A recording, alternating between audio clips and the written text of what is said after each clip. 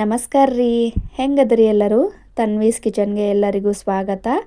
ಇವತ್ತಿನ ವಿಡಿಯೋದಾಗ ಇನ್ಸ್ಟಂಟ್ ಆಗಿ ಆಗುವಂಥ ಒಂದು ಸೂಪರ್ ಆಗಿರುವ ಬ್ರೇಕ್ಫಾಸ್ಟ್ ರೆಸಿಪಿನ ಶೇರ್ ಮಾಡಾಕತ್ತೇನೆ ರೀ. ಈ ರೆಸಿಪಿ ಮಾಡೋಕೆ ಕೇವಲ 2 ಇಂಗ್ರೀಡಿಯೆಂಟ್ಸ್ ಇದ್ರೆ ಸಾಕು ಮತ್ತು ಕೇವಲ 10 ನಿಮಿಷದಾಗ ಈ ದೋಸೆನ ಮಾಡ್ಕೊಳ್ಬೋದು. ಭಾಳ ಅಂದ್ರೆ ಭಾಳ ಸಾಫ್ಟಾಗಿ ಈ ದೋಸೆ ಬರ್ತಾವ್ರಿ.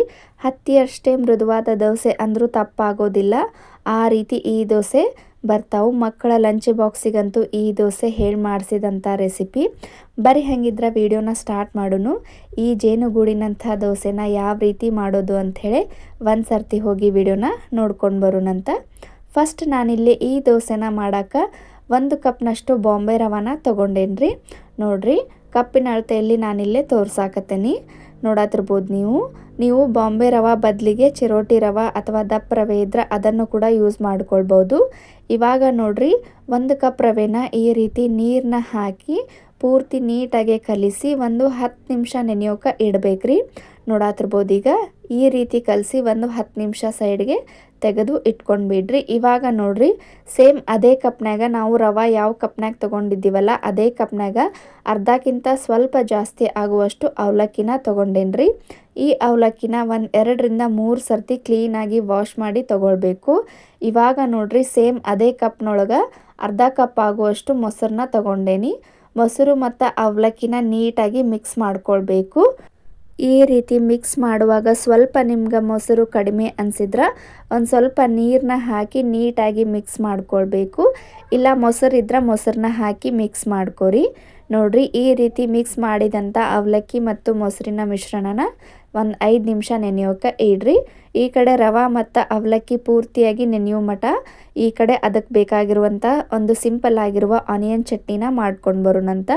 ಒಂದು ಪ್ಯಾನ್ನ ಬಿಸಿ ಮಾಡೋಕ್ಕಿಟ್ಟು 1-2 ಟೀ ಸ್ಪೂನಷ್ಟು ಎಣ್ಣೆನ ಹಾಕಿ ಸಾಸಿವೆ ಮತ್ತು ಜೀರಿಗೆ ಹಾಕಿ ಒಂದು 4 ಆಗುವಷ್ಟು ಸಣ್ಣ ಈರುಳ್ಳಿನ ಈ ರೀತಿ ಕಟ್ ಮಾಡಿ ಇಟ್ಕೊಂಡೇನ್ರಿ.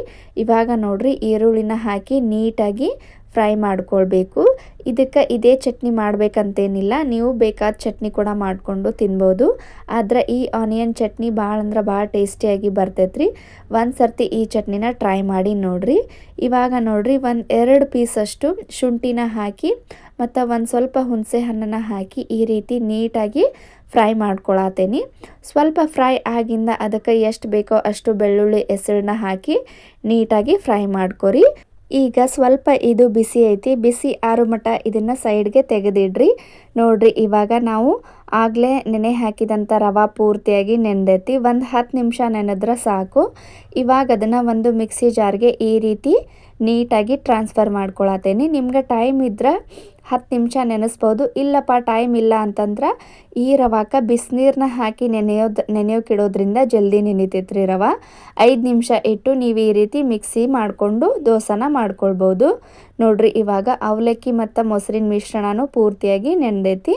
ಇವಾಗ ಇವು ಎರಡನ್ನೂ ಕೂಡಿಸಿ ನೀಟಾಗಿ ಪೂರ್ತಿ ಸಣ್ಣಗೆ ಆಗುವಂಗೆ ಇದನ್ನು ಪೇಸ್ಟ್ ಮಾಡ್ಕೊಂಡು ತೊಗೊಂಡು ಬರ್ಬೇಕ್ರಿ. ಸ್ವಲ್ಪನೇ ನೀರನ್ನ ಆ್ಯಡ್ ಮಾಡಿಕೊಂಡು ಇದು ದೋಸೆ ಹಿಟ್ಟು ಪ್ಯಾಟರ್ನ ಯಾವ ರೀತಿ ಇರ್ತೈತಲ್ಲ ಸೇಮ್ ಅದೇ ಕನ್ಸಿಸ್ಟೆಂಟಿ ಒಳಗೆ ಇದನ್ನು ಮಿಕ್ಸಿ ಮಾಡ್ಕೊಂಡು ತೊಗೊಂಡು ಬರಬೇಕು. ತರಿಯಾಗಿರೋದಕ್ಕಿಂತ ಪೂರ್ತಿ ನೈಸಾಗಿ ಪೇಸ್ಟ್ ಆದ್ರೆ ನಾವು ಮಾಡುವಂಥ ಸಾಫ್ಟ್ ದೋಸೆ ಇನ್ನೂ ಸೂಪರಾಗಿ ಬರ್ತಾವ್ರಿ. ನೋಡ್ರಿ, ಈ ರೀತಿ ನೈಸಾಗಿ ಪೇಸ್ಟ್ ಮಾಡ್ಕೊಳ್ಬೇಕು. ಇವಾಗ ಇದನ್ನು ಒಂದು ಪಾತ್ರೆಗೆ ಟ್ರಾನ್ಸ್ಫರ್ ಮಾಡ್ಕೊಳಕತ್ತೇನಿ. ನೋಡ್ರಿ, ಎಷ್ಟು ನೀಟಾಗಿ ಪರ್ಫೆಕ್ಟಾಗಿ ಬಂದೈತೆ ಅಂಥೇಳಿ. ರವೆ ಮತ್ತು ಅವಲಕ್ಕಿ ನೆನೆದಿರೋದ್ರಿಂದ ಸ್ವಲ್ಪ ಕೂಡ ತರಿಯಾಗಿಲ್ಲ. ಇವಾಗ ಸ್ವಲ್ಪ ನೀರನ್ನ ಇನ್ನೊಂದು ಸ್ವಲ್ಪ ಮಿಕ್ಸಿ ಜಾರೊಳಗೆ ಹಾಕಿ ಈ ರೀತಿ ನೀಟಾಗಿ ಮಿಕ್ಸ್ ಮಾಡ್ಕೊಳತ್ತೇನಿ. ಇವಾಗ ಇದನ್ನು 1 ಸ್ಪೂನ್ ತೊಗೊಂಡು 2 ರಿಂದ 3 ನಿಮಿಷ ಈ ರೀತಿ ನೀಟಾಗಿ ಮಿಕ್ಸ್ ಮಾಡ್ಕೊಳ್ಬೇಕು.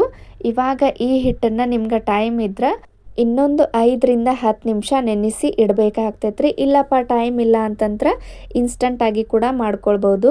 ನಾನಿಲ್ಲೇ ಇನ್ನೂ ಚಟ್ನಿನ ರೆಡಿ ಮಾಡ್ಕೊಂಡಿಲ್ಲ, ಅದಕ್ಕಾಗಿ ಒಂದು 5 ನಿಮಿಷ ಅದನ್ನು ನೆನೆಯೋಕೆ ಇಡಾಕತ್ತೇನಿ. ನೋಡ್ರಿ, ಈ ಕಡೆ ನಾವು ಫ್ರೈ ಮಾಡ್ಕೊಂಡಂಥ ಈರುಳ್ಳಿನೂ ಕೂಡ ಈ ರೀತಿ ಒಂದು ಸಣ್ಣ ಮಿಕ್ಸಿ ಜಾರೊಳಗೆ ಹಾಕಿ ಚಟ್ನಿನ ರೆಡಿ ಮಾಡ್ಕೋಬೇಕು. ಇವಾಗ ಇದಕ್ಕೆ ಖಾರಕ್ಕೆ ಬೇಕಂದ್ರೆ ನೀವು ಮೆಣಸಿನ್ಕಾಯಿ ಆ್ಯಡ್ ಮಾಡ್ಕೊಳ್ಬೋದು. ನಾನಿಲ್ಲೇ ಕೆಂಪು ಚಟ್ನಿ ಮಾಡ್ತಿರೋದ್ರಿಂದ 1.5 ಟೀ ಸ್ಪೂನ್ ಆಗುವಷ್ಟು ಖಾರ ಪುಡಿನ ಆ್ಯಡ್ ಮಾಡ್ಕೊಳಕತ್ತೇನಿ. ಈ ರೀತಿ ಖಾರ ಪುಡಿನ ಆ್ಯಡ್ ಮಾಡಿಕೊಂಡು ಇವಾಗ ಇದಕ್ಕೆ ರುಚಿಗೆ ಎಷ್ಟು ಬೇಕೋ ಅಷ್ಟು ನೋಡ್ಕೊಂಡು ಉಪ್ಪನ್ನು ಸೇರಿಸ್ಕೊರಿ. ಒಂದು ಸ್ವಲ್ಪ ಕೊತ್ತಂಬರಿ ಸೊಪ್ಪನ್ನು ಸೇರಿಸ್ಕೊಂಡು ನೀರೇನು ಹಾಕ್ಕೊಳ್ಳೋದು ಬೇಡ, ಹಂಗೆ ಇದನ್ನು ಮಿಕ್ಸಿ ಮಾಡ್ಕೊಂಡು ತೊಗೊಂಡು ಬರ್ಬೇಕ್ರಿ. ನೋಡಿರಿ ಈರುಳ್ಳಿ ಚಟ್ನಿ ಸೂಪರ್ ಆಗಿರೋ ಈರುಳ್ಳಿ ಚಟ್ನಿ ರೆಡಿ ಆಯಿತು. ಇವಾಗ ಇದಕ್ಕೆ ನಿಮ್ಗೆ ಬೇಕಂದ್ರೆ ಒಗ್ಗರಣೆನ ಕೊಟ್ಕೊಳ್ಬೋದು, ಇಲ್ಲಪ್ಪ ಅಂತಂದ್ರೆ ಹಂಗೆ ಸರ್ವ್ ಮಾಡ್ಕೊಳ್ಬೋದು. ಭಾಳ ಅಂದ್ರೆ ಭಾಳ ಟೇಸ್ಟಿಯಾಗಿ ಬರ್ತೈತ್ರಿ. ಈ ಚಟ್ನಿನ ಒಮ್ಮೆ ನೀವು ಟ್ರೈ ಮಾಡಿ ನೋಡಿರಿ. ಈ ರೀತಿ ಸಾಫ್ಟ್ ಆದ ದೋಸೆ ಜೊತೆ ಈ ಚಟ್ನಿ ಸೂಪರ್ ಆಗಿರೋ ಕಾಂಬಿನೇಷನ್ ಅಂತಲೇ ಹೇಳ್ಬೋದು. ಇವಾಗ ಇದಕ್ಕೆ ನಾನು ಒಂದು ಸ್ವಲ್ಪ ಕರಿಬೇವು ಮತ್ತು ಸಾಸಿವೆ ಜೀರಿಗೆನ ಹಾಕಿ ಸ್ವಲ್ಪ ಎಣ್ಣೆನ ಹಾಕಿ ಈ ರೀತಿ ಒಗ್ಗರಣೆನ ಕೊಟ್ಕೊಳಕತ್ತೇನೆ ರೀ. ನೋಡಿರಿ ಮಸ್ತ್ ಆಗಿರೋ ಈರುಳ್ಳಿ ಚಟ್ನಿ ಅಂತೂ ರೆಡಿ ಆಯಿತು. ಇವಾಗ ನಾವು ನೆನೆಯೋಕ್ಕಿಟ್ಟಂಥ ಹಿಟ್ಟು ಕೂಡ ಪೂರ್ತಿಯಾಗಿ ನೆನೆದೈತಿ. ನೋಡಿರಿ ಈ ರೀತಿ ಹಿಟ್ಟನ್ನು ನೆನೆಸಿ ಮಾಡ್ಕೊಳ್ಳೋದ್ರಿಂದ ದೋಸೆ ಇನ್ನೂ ಸೂಪರಾಗಿ ಬರ್ತೈತಿ. ಇವಾಗ ಇದನ್ನು ಇನ್ನೊಂದು ಸರ್ತಿ ನೀಟಾಗಿ ಮಿಕ್ಸ್ ಮಾಡಿಕೊಂಡು ಈಗ ಇದಕ್ಕೆ ಈ ಹಿಟ್ಟಿಗೆ ರುಚಿಗೆ ಎಷ್ಟು ಬೇಕೋ ಅಷ್ಟು ಉಪ್ಪು ಮತ್ತು ಸ್ವಲ್ಪ ಏನೋ ಪೌಡ್ರನ್ನ ಹಾಕಿ ನಾನಿಲ್ಲೇ ದೋಸೆನ ಮಾಡ್ಕೊಳತ್ತೇನೆ. ಇನ್ಸ್ಟಂಟಾಗಿ ಮಾಡ್ಕೊಳ್ಳೋದ್ರಿಂದ ಏನೋ ಪೌಡ್ರ್ ಹಾಕಿ ಮಾಡ್ಕೊಳ್ಳೋದು ನಿಮ್ಗೆ ಇಷ್ಟ ಇಲ್ಲಾಂದ್ರೆ ಸ್ವಲ್ಪ ಅಡುಗೆ ಸೋಡಾನ ಹಾಕಿ ಮಾಡ್ಕೊಳ್ಬೋದು.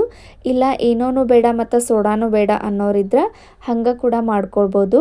ಹಂಗೆ ಮಾಡಿಕೊಂಡ್ರು ಕೂಡ ಈ ದೋಸೆ ಸೂಪರಾಗಿ ಬರ್ತಾವ್ರಿ. ಏನೋ ಹಾಕಿ ಮಾಡೋದ್ರಿಂದ ಇನ್ಸ್ಟಂಟಾಗಿ ಮಾಡೋದ್ರಿಂದ ಸ್ವಲ್ಪ ಸ್ಪಾಂಜಿಯಾಗಿ ಬರ್ತಾವನ್ನೋ ಕಾರಣಕ್ಕೋಸ್ಕರ ಏನೋನ ಹಾಕಿ ಮಿಕ್ಸ್ ಮಾಡಾಕತ್ತೇನೆ. ಇವಾಗ ನೋಡಿರಿ ಏನೋನ ಹಾಕಿಂದ ಇನ್ನೊಂದು ಸರ್ತಿ ಈ ರೀತಿ ನೀಟಾಗಿ ಮಿಕ್ಸ್ ಮಾಡಿಕೊಂಡು ದೋಸೆನ ಮಾಡಿಕೊಂಡ್ರೆ ಆಯಿತು. ಸೂಪರಾಗಿರೋ ಸಾಫ್ಟಾಗಿರೋ ಹತ್ತಿಯಷ್ಟೇ ಮೃದುವಾಗಿರೋ ದೋಸೆನ ಆರಾಮಾಗಿ ಮಾಡ್ಕೊಳ್ಬೋದು. ನೋಡಿರಿ ಇವಾಗ ನಾನು ಹಿಟ್ಟನ್ನು ನೀಟಾಗಿ ಇನ್ನೊಂದು 2 ನಿಮಿಷ ಮಿಕ್ಸ್ ಮಾಡಿಕೊಂಡು ಇವಾಗ ದೋಸೆನ ಮಾಡ್ಕೊಳಕ್ಕೆ ಸ್ಟಾರ್ಟ್ ಮಾಡತ್ತೇನೆ. ಈ ರೀತಿ ದೋಸೆ ತವಾನ ಕಾಯೋದಕ್ಕಿಟ್ಟು ಸ್ವಲ್ಪ ದೋಸೆ ತವ ಕಾದೈತಿ ಅನ್ನುವಾಗ ಅದಕ್ಕೆ ಒಂದು ಸ್ವಲ್ಪ ನೀರನ್ನ ಚಿಮುಕಿಸಿ ಒಂದು ಕಾಟನ್ ಬಟ್ಟೆ ತೊಗೊಂಡು ನೀಟಾಗಿ ಒರೆಸ್ಕೊಂಡು ದೋಸೆನ ಮಾಡಿಕೊಂಡ್ರೆ ನಾವು ಮಾಡುವಂಥ ದೋಸೆ ಭಾಳ ಅಂದ್ರೆ ಭಾಳ ಪರ್ಫೆಕ್ಟಾಗಿ ಬರ್ತಾವೆ. ಸ್ವಲ್ಪ ಕೂಡ ತವಾಕ ಅಂಟೋದಿಲ್ಲರಿ. ನೋಡಿರಿ ಇವಾಗ ಸ್ವಲ್ಪ ನೀರನ್ನ ಹಾಕಿ ಕಾಟನ್ ಬಟ್ಟೆ ತೊಗೊಂಡು ಒರೆಸ್ಕೊಂಡಿಂದ ಒಂದು ಸ್ವಲ್ಪ ಅಡುಗೆ ಎಣ್ಣೆನ ಹಾಕಿ ಅದೇ ಕಾಟನ್ ಬಟ್ಟೆ ತೊಗೊಂಡು ಒರೆಸ್ಕೊಂಡು ಇವಾಗ ನೋಡಿರಿ ದೋಸೆನ ಹಾಕ್ಕೊಳ್ತಾ ಇದ್ದೀನಿ. ದೋಸೆನ ಹಾಕ್ಕೊಳ್ಳುವಾಗ ಉರಿನ ಪೂರ್ತಿ ಲೋ ಫ್ಲೇಮ್ನಲ್ಲಿ ಇಟ್ಕೊಂಡು ಈ ರೀತಿ 2 ಸ್ಪೂನ್ ಹಿಟ್ಟನ್ನು ಈ ರೀತಿ ತವಾ ಮೇಲೆ ಹಾಕ್ಕೊಳ್ಬೇಕ್ರಿ. ಹಿಟ್ಟನ್ನು ಹಾಕ್ಕೊಂಡು ಇದನ್ನು ತೀಡಬಾರ್ದು, ಹಾಗೆ ಬಿಡಬೇಕು. ನೋಡತ್ತಿರಲ್ಲ ನೀವು ಯಾವ ರೀತಿ ಜೇನುಗೂಡಿನಂಥ ದೋಸೆ ಬರ್ತಾವಂತ ಹೇಳಿ. ಈ ರೀತಿ ಸ್ವಲ್ಪ ದೋಸೆ ಬೆಂದಿದೆ ಅನ್ನುವಾಗ ಅದಕ್ಕೆ ಎಣ್ಣೆನಾಗಲಿ ಇಲ್ಲ ತುಪ್ಪನಾಗಲಿ ಇಲ್ಲ ಬೆಣ್ಣೆನಾಗಲಿ ಅಪ್ಲೈ ಮಾಡ್ಕೊಳ್ಬೇಕ್ರಿ. ನಾನಿಲ್ಲೇ 1 ಟೀ ಸ್ಪೂನಷ್ಟು ಅಡುಗೆ ಎಣ್ಣೆನ ಅಪ್ಲೈ ಮಾಡಿ ಒಂದು ಮುಚ್ಚಳನ ಮುಚ್ಚಿ ಒಂದು 5 ನಿಮಿಷ ಬೇಯಿಸ್ಕೊಳಕತ್ತೇನೆ. ನೋಡತ್ತಿರಲ್ಲ ನೀವು ದೋಸೆ ಯಾವ ರೀತಿ ಪರ್ಫೆಕ್ಟಾಗಿ ಬಂದೈತೆ ಅಂಥೇಳಿ. ಸ್ವಲ್ಪ ಕೂಡ ಸ್ಪೂನ್ಗಾಗಲಿ ತವಾಗಾಗಲಿ ಅಂಟ್ತಾ ಇಲ್ಲ. ಇಷ್ಟು ಪರ್ಫೆಕ್ಟಾಗಿರೋ ದೋಸೆನ ನಾವು ಆರಾಮಾಗಿ ಕೇವಲ 10 ನಿಮಿಷದಲ್ಲಿ ಮಾಡ್ಕೊಳ್ಬೋದು. ಅದು ಕೇವಲ 2 ಪದಾರ್ಥನ ಯೂಸ್ ಮಾಡಿಕೊಂಡು. ನೋಡಿರಿ ಬೇಕಂದ್ರೆ ನಮ್ಗೆ 2 ಬದಿ ಕಡೆ ಬೇಯಿಸ್ಕೊಳ್ಬೇಕು, ಇಲ್ಲಪ್ಪ ಅಂದ್ರೆ ಕೇವಲ ಒಂದು ಬದಿಗೆ ಈ ರೀತಿ ದೋಸೆನ ಬೇಯಿಸ್ಕೊಳ್ಬೋದು. ನೋಡಿರಿ ಇವಾಗ ನಾನಿಲ್ಲಿ ಇನ್ನೊಂದು ದೋಸೆನ ಹಾಕಿ ತೋರ್ಸಾಕತ್ತೇನೆ. ಪ್ರತಿ ದೋಸೆನೂ ಹಾಕೊಳ್ಳುವಾಗೂ ಅಷ್ಟೇ ಸ್ವಲ್ಪ ನೀರನ್ನ ಚಿಮುಕಿಸಿ ಒಂದು ಕಾಟನ್ ಬಟ್ಟೆ ತೊಗೊಂಡು ದೋಸೆ ತವನ ಕ್ಲೀನಾಗಿ ಒರೆಸ್ಕೊಂಡ್ರು ದೋಸೆನ ಹಾಕ್ಕೊಂಡ್ರೆ ನಾವು ಮಾಡುವಂಥ ಪ್ರತಿಯೊಂದು ದೋಸೆನೂ ಪರ್ಫೆಕ್ಟಾಗಿ ಬರ್ತಾವ್ರಿ. ಈ ರೀತಿ ಕೇವಲ 2 ಪದಾರ್ಥನ ಯೂಸ್ ಮಾಡಿಕೊಂಡು ಇನ್ಸ್ಟಂಟಾಗಿ ಕೇವಲ 10 ನಿಮಿಷದಾಗ ನೀವು ಈ ರೆಸಿಪಿನ ಒಮ್ಮೆ ಟ್ರೈ ಮಾಡಿರಿ. ಟ್ರೈ ಮಾಡಿ ಕಮೆಂಟ್ ಮಾಡಿ ಹೇಳ್ರಿ ರೆಸಿಪಿ ಹೆಂಗೆ ಬಂತು ಅಂಥೇಳಿ. ಈ ರೆಸಿಪಿ ಮಕ್ಕಳಿಗಂತೂ ತುಂಬಾ ಇಷ್ಟ ಆಗ್ತೈತ್ರಿ. ಮಕ್ಕಳ ಲಂಚ್ ಬಾಕ್ಸಿಗಂತೂ ಇದು ಹೇಳಿ ಮಾಡಿಸಿದಂಥ ರೆಸಿಪಿ. ಈ ದೋಸೆ ಎಷ್ಟೊತ್ತಿಟ್ಟರು ಬಿರುಸಾಗಂಗಿಲ್ಲ, ಮೆತ್ತಗೆ ಹತ್ತಿಗತ್ತೆ ಹಂಗೆ ಉಳಿತಾವು. ನೋಡಿರಿ ಎಷ್ಟು ಪರ್ಫೆಕ್ಟಾಗಿ ದೋಸೆ ಬಂದೈತೆ ಅಂತ ಹೇಳಿ. ಈ ದೋಸೆನ ನೀವು ಒಂದು ಸರ್ತಿ ಖಂಡಿತ ಟ್ರೈ ಮಾಡಿರಿ. ಚಿಕ್ಕ ಮಕ್ಕಳಿಗೆ ಅಂತ ಅಷ್ಟೇ ಅಲ್ಲ, ಮನೆ ಮಂದಿಗೆಲ್ಲ ಇಷ್ಟ ಆಗುವಂಥ ರೆಸಿಪಿ ರೀ ಇದು. ರವೆ ಮತ್ತು ಅವಲಕ್ಕಿನ ಉಪಯೋಗಿಸ್ಕೊಂಡು ಈ ರೀತಿ ಸಾಫ್ಟ್ ಆಗಿರುವ ದೋಸೆಯನ್ನು ನೀವು ಒಂದು ಸರ್ತಿ ಟ್ರೈ ಮಾಡಿರಿ. ಈ ರೆಸಿಪಿ ನಿಮ್ಗೆ ಇಷ್ಟ ಆಗಿದ್ರೆ ಅಥವಾ ನಮ್ಮ ಚಾನಲ್ಗೆ ಯಾರಾದರೂ ಫಸ್ಟ್ ಟೈಮ್ ವಿಸಿಟ್ ಮಾಡಿದ್ರೆ ಚಾನಲ್ನ ಸಬ್ಸ್ಕ್ರೈಬ್ ಮಾಡ್ಕೊರಿ. ಹಂಗೆ ನಿಮ್ಗೆ ಈ ರೆಸಿಪಿ ಇಷ್ಟ ಅನಿಸಿದ್ರೆ ಸ್ವಲ್ಪನಾದರೂ ಯೂಸ್ಫುಲ್ ಅನಿಸಿದ್ರೆ ಒಂದು ಲೈಕ್ ಕೊಡ್ರಿ. ಇದೇ ರೀತಿ ವಿಡಿಯೋಸ್ನ ನೋಡ್ಕೊತ ಇರ್ರಿ. ಮತ್ತು ಮುಂದಿನ ವಿಡಿಯೋದಾಗ ಇನ್ನೊಂದು ರೆಸಿಪಿ ಜೊತೆ ಸಿಗೋಣ್ರಿ. ಈ ರವೆ ಮತ್ತು ಅವಲಕ್ಕಿನ ಉಪಯೋಗಿಸ್ಕೊಂಡು ಮಾಡಿರುವಂಥ ದೋಸೆ ಮತ್ತು ಆನಿಯನ್ ಚಟ್ನಿನ ನೀವು ಒಂದು ಸರ್ತಿ ಟ್ರೈ ಮಾಡಿರಿ.